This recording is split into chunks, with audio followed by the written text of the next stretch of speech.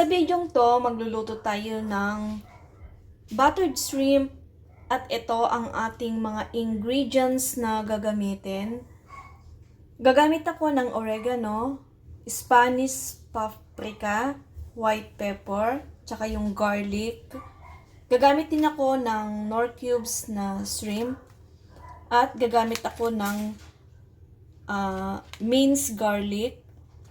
At gagamit din tayo guys ng butter. Actually yung butter ay napira-piraso ko na. So ito naman ang ating shrimp. Yung shrimp natin guys, ang gamit ko dito ay yung medium size lang na shrimp. At ito ay 1 kilo. So nalinis ko na nga ito, na ano ko na din, na defrost ko na. Kasi galing siya sa freezer guys. Kaya medyo nag-iba na yung color niya. So, tara, umpisahan na nating magluto. So, una nga guys, ang gagawin natin ay pakuluan ko muna itong ating shrimp.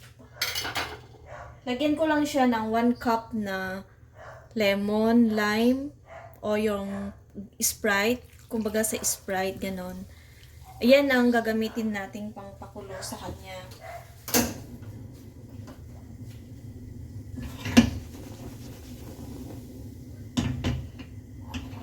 Sandali lang natin ito guys na pakuluan. So takpan ko para kahit paano ay kumulo siya kaagad. So sa isang kawali naman, tayo ay magluluto na ng gagamitin nating pang sauce sa ating garlic, sa ating shrimp. So maglalagay na nga ako ng kaunting mantika. So dito guys, nakikita ninyo yung ating shrimp ay kumulo na. At nag-iba na din ang color niya. So, eto, malapit na siyang maluto. So, haluin ko lang at mamaya-maya ay hahanguin ko na siya. Kailangan guys, hindi natin to ma-overcook.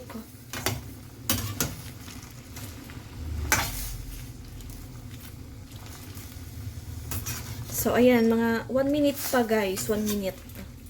1 minute na lang. Para mag-orange lahat yung kanyang shell.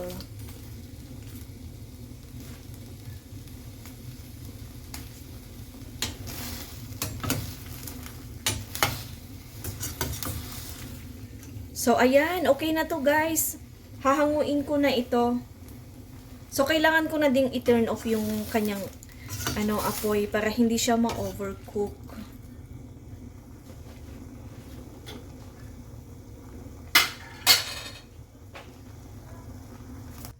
So, ganyan nga, isasalain ulit natin ito. Yan, para mahiwalay natin yung kanyang sabaw kanina. At saka itong shrimp, kailangan ma-drain natin siya para hindi ma-overcook. So, puntahan naman natin yung kawali na lulutuin nating sauce. So, ayan, mainit na ang ating mantika.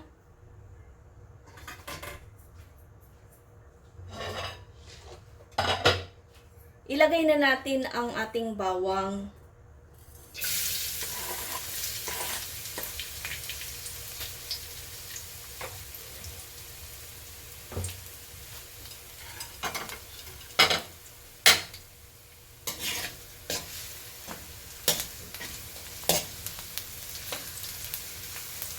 Antayin lang natin siyang mag-golden brown.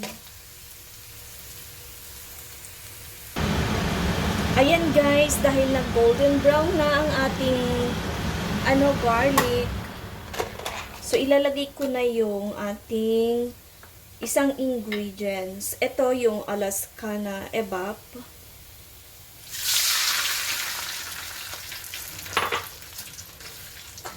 At kailangan lang natin ito pakuluin. Pero habang inaantay natin kumulo guys, ilalagay ko na yung ibang mga ingredients ko din. So, ilalagay ko na ang ating white pepper na ground, yung pinong-pino, tansya-tansya lang ako guys.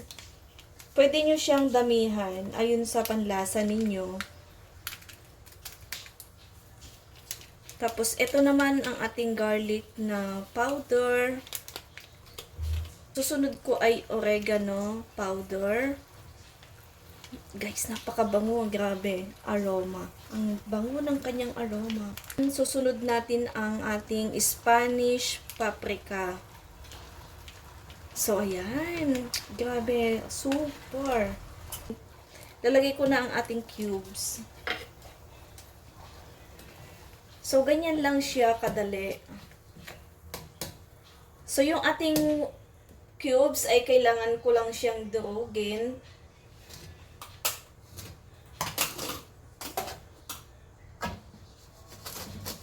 Guys, lumalapot na ang ating sauce na ginagawa, na niluluto. Lumalapot na siya.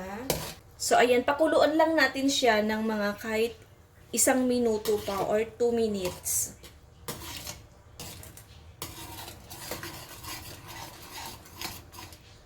Grabe guys, alam niyo yung amoy niya, yung aroma ng oregano at saka yung paprika. Sobra. Alam mo, kapag nalalanghap mo siya, nakaka-relax sobra. Lalo na yung kanyang amoy oregano. Ang bango-bango talaga niya. So, ayan, maya-maya konti ay isi-set aside natin to. I-turn off natin din. Parang gusto ko siyang magdagdag ng ng paminta. Yung white pepper natin, kailangan ko magdagdag. Eto guys, kahit hindi na tayo gumamit ng pang spicy. Kasi yung ating pepper ay maanghang na siya.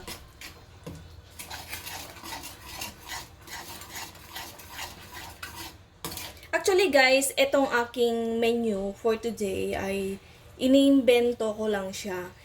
This is not hindi ito yung original na paggawa ng buttered shrimp. Parang gagawa lang ako ng own version ko ba. So, ayan guys, malapot na siya, ay malapot na. Then, ayan nga, i-turn off na natin ang ating kalan. At kailangan lang nating iset aside muna ito. So, isa-set aside ko ang ating sauce.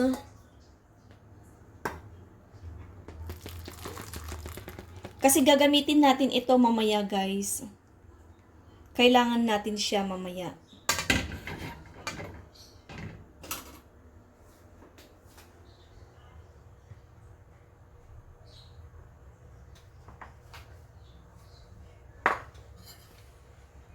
Nating tunawin ang butter. So dito na din, ito na din guys ang gagamitin nating dito na din tayo magtutunaw ng butter. So, ganito nga yung aking napira-piraso na butter kanina. Actually, hindi na to buong butter ha. Bawas na ito.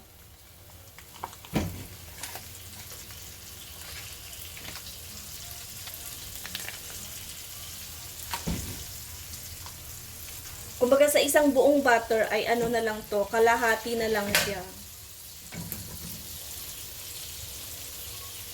So, i-melt ko lang guys.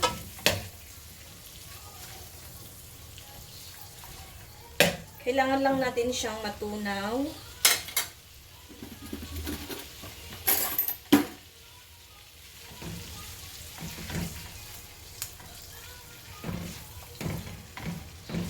Ang bango. Ang bango ng ating mini-melt na butter. So, ayun guys, nalusaw na ang ating butter. So, ilagay naman na natin ang ating shrimp na pinakuluan kanina. So, eto siya kanina guys, na-drain na. So, ilagay na natin.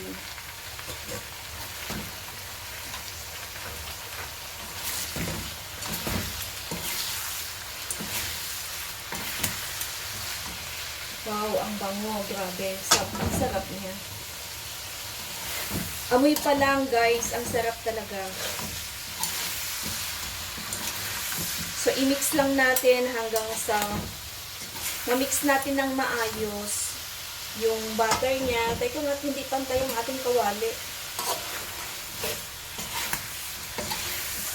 Oh my God, grabe yung aroma niya talaga.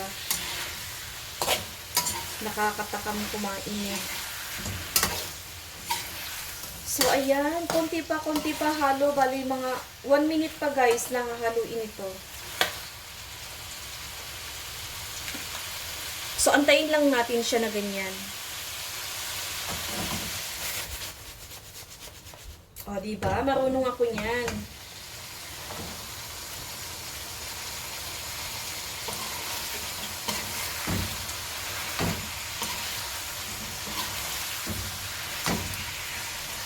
Tumatabi-tabi niya ang aking kawali.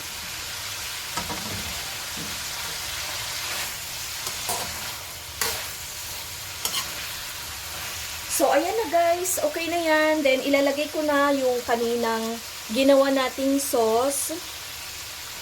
I-mix lang natin siya ng dahan-dahan.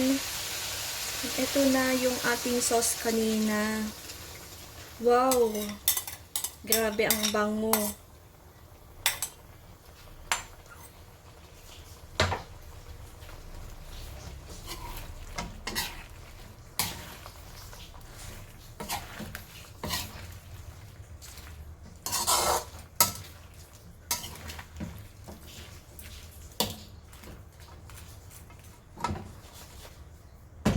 Ayan.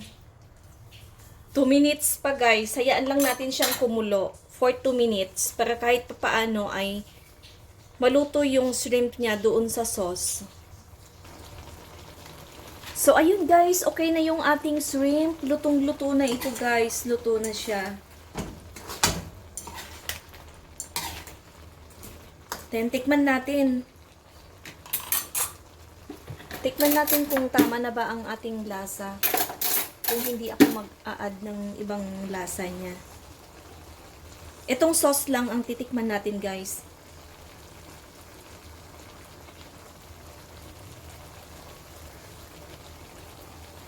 Wow! Super yummy, grabe. Saktong-sakto yung lasa niya guys. Saktong-sakto siya na hindi naman natin siya tinakal-takal. Actually, yung pagluluto natin ngayon ay hula-hula lang, kumbaga tansya-tansya lang guys. So, oras na para ilagay ko naman yung aking minced garlic na naka-ready na siya. So, eto na guys. Tadan tadan tadan tadan tadan tadan tadan tadan tadan tadan tadan tadan tadan tadan tadan tadan tadan tadan. Mas madami, mas masarap. So, yan. Tadan tadan tadan tadan tadan. Okay? Wow. Grabe ang amoy, ang bango. Mapapawaw ka talaga, guys. Wow, luto na to. Okay na, pwede na tong iserve. So, patayin na natin yung apoy at tayo'y kakain na din.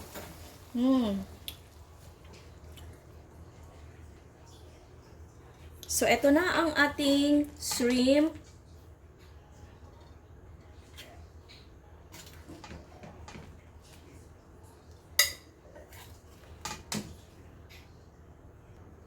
So, ayan guys, ang ating buttered shrimp. Ready to eat na. Ito na yung kanyang sauce na natira.